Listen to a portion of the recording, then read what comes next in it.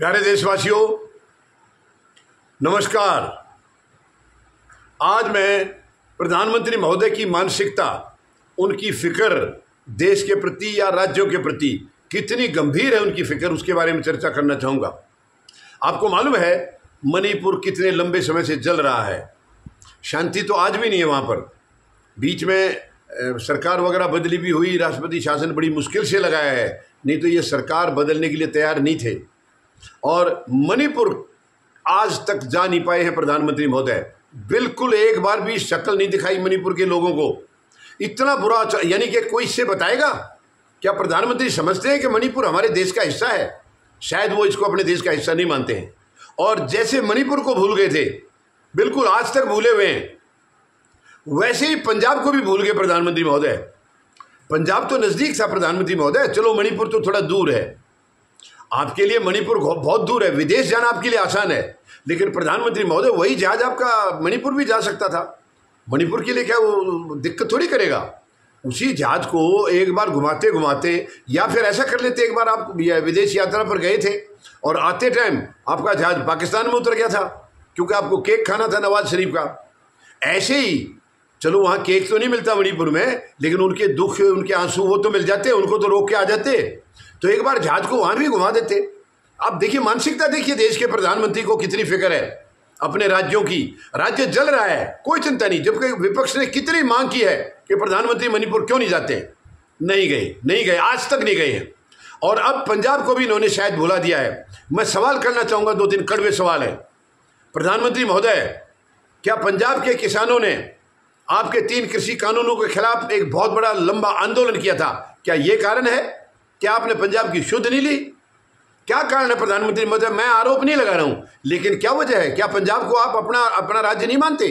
क्या वो भारत का राज्य नहीं है? मैं कहता हूं पंजाब भारत का बहुत महत्वपूर्ण राज्य है, बॉर्डर के ऊपर है, सरहद के ऊपर है। और देखिए आज़ादी का जो संघर्ष था उसमें हर भारतीय ने योगदान दिया था, सिवाय इन लोगों के। बीजेपी और आरएसएस का कोई योगदान नहीं है उसमें, बाकी हर भारतीय का उसमें योगदान है। और पंजाब का योगदान सबसे ज्यादा रहा है उसमें। पंजाब की क्या मुकाबला करेंगे प्रधानमंत्री महोदय? आप झांकिए उन लोगों के मतलब दुखों को देखिए, एक बार पीड़ाओं को देखिए, तकलीफों को देखिए। क्या 700 से ज्यादा किसान शहीद हो गए थे, और 13 महीने के बाद आपने तो पहले बोल दिया था बैठे रहो, कब तक बैठोगे? हमने जो कानून बनाए हैं वो सही है, तुम्हारे फायदे के लिए। जिसके फायदे के लिए बनाए हैं वो कह रहा है मेरे नुकसान होगा, मैं बर्बाद हो जाऊंगा, और प्रधानमंत्री कहते हैं उनके फायदे के लिए है। तो ये इनडायरेक्टली इनके दोस्त के फायदे के लिए थे, क्योंकि प्रधानमंत्री किसान मानते हैं केवल अडानी को। और आखिरी में जब किसान डटे रहे, यानी अगर मैं ये कहूं कि किसानों ने प्रधानमंत्री को नीचा दिखाया तो ये गलत नहीं होगा। हालांकि प्रधानमंत्री पद की गरिमा है, मैं शब्द यूज ऐसा नहीं करना, लेकिन और क्या था, 13 महीने के बाद उन्होंने माफी मांगी है, तो कहीं ना कहीं झुके तो हैं वो, तो किसानों ने झुकाया है। क्या यही कारण तो नहीं है कि पंजाब की शुद्ध नहीं ले रहे? एक शब्द नहीं बोला है, खुद अभी तक जा नहीं पाए हैं।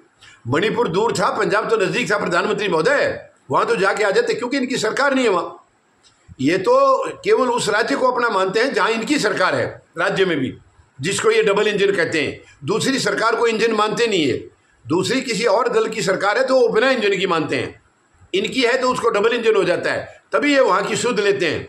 अब वहां पंजाब में इनकी सरकार है नहीं, क्या इस वजह से शुद्ध नहीं ले रहे? प्रधानमंत्री महोदय, ये बहुत ही दुखद है, शर्मनाक है इस पद के लिए। इस पद की गरिमा को समझिए प्रधानमंत्री महोदय।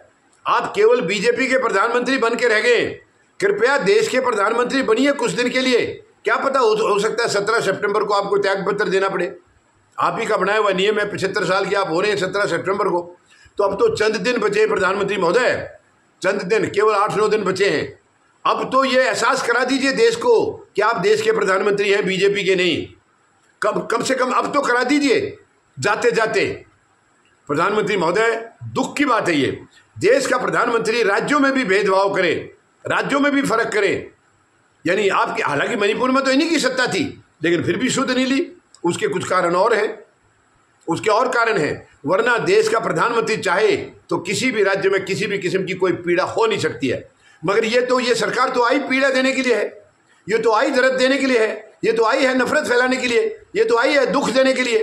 ये दुखों का समाधान करने नहीं आई है। अब देखिए लंबे लंबे वादे, किसानों की आय 2022 तक दुगनी हो जाएगी। वो दुगनी क्या छोड़िए, प्रधानमंत्री महोदय जो थी वो भी नहीं रही, उससे आधी हो गई है।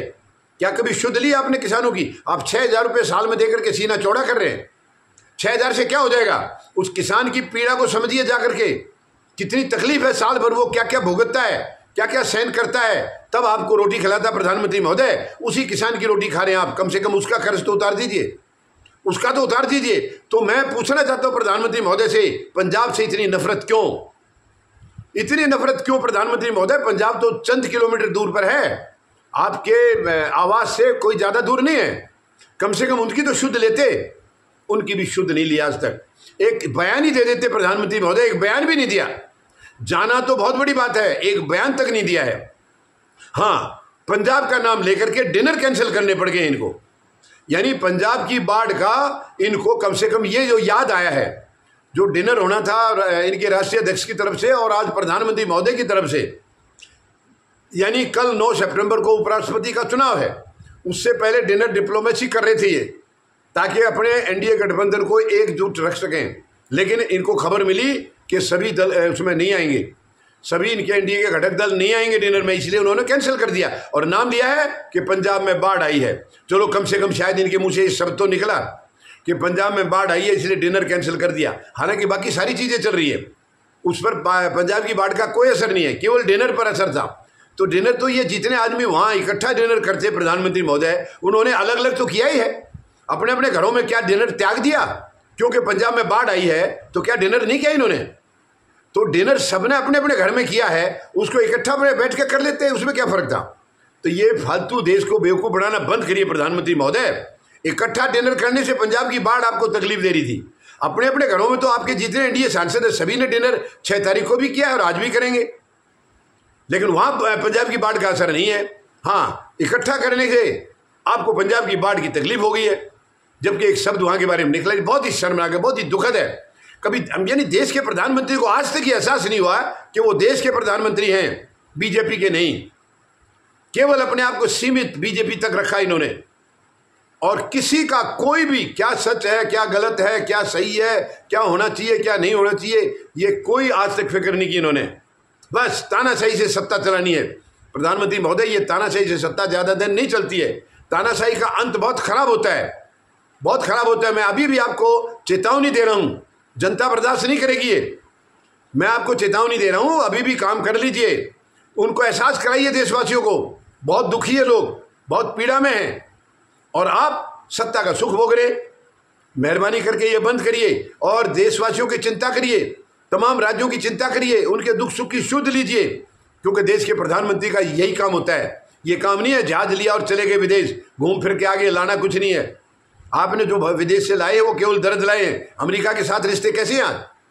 पूरा देश जानता है, पूरी दुनिया जानती है, अमेरिका के साथ रिश्ते आपके दौर में खराब हुए हैं। इससे पहले अमेरिका के साथ हमारे रिश्ते ऐसे कभी खराब नहीं हुए, और कभी कोई प्रधानमंत्री झुका नहीं अमेरिका के सामने। आप तो नतमस्तक है। जब से राष्ट्रपति ट्रंप दोबारा राष्ट्रपति चुन के आए हैं, तब से आज तक आप गर्दन नहीं उठा पा रहे राष्ट्रपति ट्रंप के सामने, आपकी गर्दन झुकी है। क्या कर रहे हैं वो हमारे देश के साथ, क्या आपको दिखाई नहीं दे रहा? हमारे जो बच्चे गलत तरीके से गए थे, और देशों के भी थे, उनको इज्जत से भेजा और हमारे वालों को हथकड़ी लगा के भेजा है। क्या वो शान थी भारत की? प्रधानमंत्री महोदय, जरा अपने अंदर झांकिए कि प्रधानमंत्री हैं आप उस पद की गरिमा को समझिए और उसको निभाइए। कम से कम जब तक हैं कुर्सी पर तब तक उसको निभाइए। एहसास कराइए देश को कि आप एक दल के नहीं है बल्कि राष्ट्र के प्रधानमंत्री हैं, देश के प्रधानमंत्री हैं, ऐसा एहसास कराइए। उम्मीद है प्रधानमंत्री महोदय जरूर अपने अंदर झांकेंगे, अंतरात्मा की बात को सुनेंगे। धन्यवाद। जय जवान, जय किसान, जय हिंद।